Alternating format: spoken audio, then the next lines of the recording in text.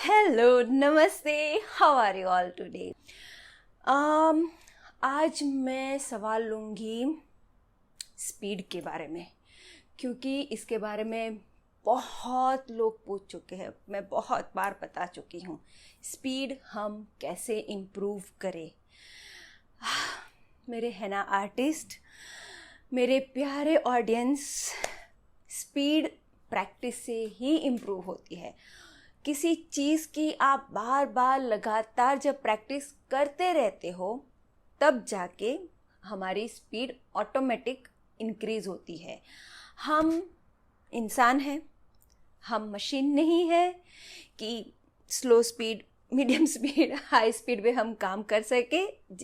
चलाने वाले की मर्जी नहीं होती, मशीन की। लाइक हमारी जो कैपेसिटी है उस पर निर्भर करता है। और कई बार हम कुछ आर्टिस्ट को देखते हैं और हमें लगता है कितनी स्पीड में वो मेहंदी लगाते हैं। जैसे मेरे कस्टमर मुझे कई बार कहते हैं कि मैं कितनी स्पीड में मेहंदी लगाती हूँ। क्यों? मैं 20 साल से मेहंदी लगाती हूँ, मेरी प्रैक्टिस इतनी है। तो सबसे इम्पोर्टेंट चीज़, अगर स्पीड बढ़ानी है तो प्रैक्टिस बढ़ाओ, बहुत ज़्यादा प्रैक्टिस करो, लेकिन अपने काम में सफाई भी उतनी ही रखो। ऐसा नहीं है कि स्पीड बढ़ाओ तो सफाई आपकी कॉम्प्रोमाइज़ हो रही है।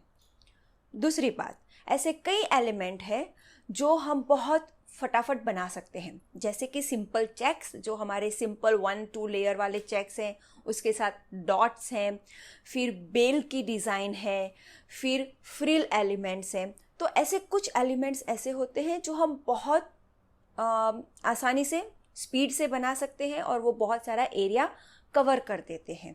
तो जब भी हम डिज़ाइन प्लान करते हैं, सोचते हैं, तो सारे के सारे कॉम्प्लिकेटेड एलिमेंट को मत डालो।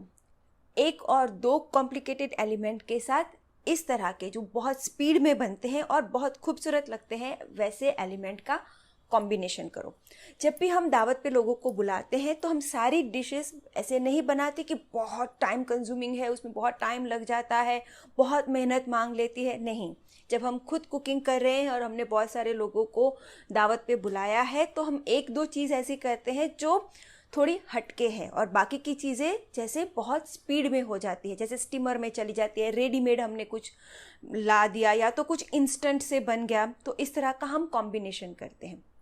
वही आइडिया हम मेहंदी में भी लगाएंगे। तीसरी बात, अगर कोई चीज़ आपने बहुत बार प्रैक्टिस की है तो वो आपकी एक हैबिट में आ जाती है। आपका ब्रेन और आपके हाथ का जो कोऑर्डिनेशन है वो बहुत ही लाइक डीप हो चुका होता है, बहुत ही डीप रूटेड हो चुका है। अगर किसी चीज़ की आपको आदत हो चुकी है तो वो आपको नींद से भी उठाओ तो वो बहुत आसानी से आप कर जाते हो, उसमें आपको सोचने की ज़रूरत नहीं पड़ती। तो इसीलिए अगर आप कोई असाइनमेंट पे जा रहे हो तो एक डिज़ाइन प्रिपेयर कीजिए। अगर आप नए आर्टिस्ट हो, उसके लिए मैं बात कर रही हूँ, तो वो डिज़ाइन की आप 1-2 बार प्रैक्टिस कर दीजिए तो जायज़ है। जब आप क्लाइंट पे लगाओगे तो बहुत आसानी से फटाफट से वो लग जाएगी।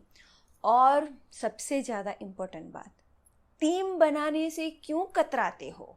ढूंढो कोई ऐसा साथी जो आपके साथ काम कर सके।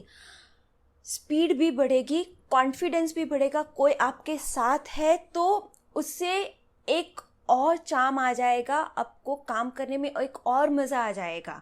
जब हम अकेले काम करते हैं, जब हम टीम में काम करते हैं तो उसकी खुशी एक अलग होती है। हाँ, जो आप कमाते हो, आप पहली सोच वही आएगी कि जो हमारी इनकम होगी वो आधी आधी हो जाएगी, लेकिन आप क्यों नहीं समझते कि इनकम आधी तो होगी, ओके, लेकिन आपको क्लाइंट भी इतने ज़्यादा मिलेंगे क्योंकि आप ज़्यादा क्लाइंट को अटेंड कर पाओगे, तो उससे तो इनकम दुगनी हो जाएगी।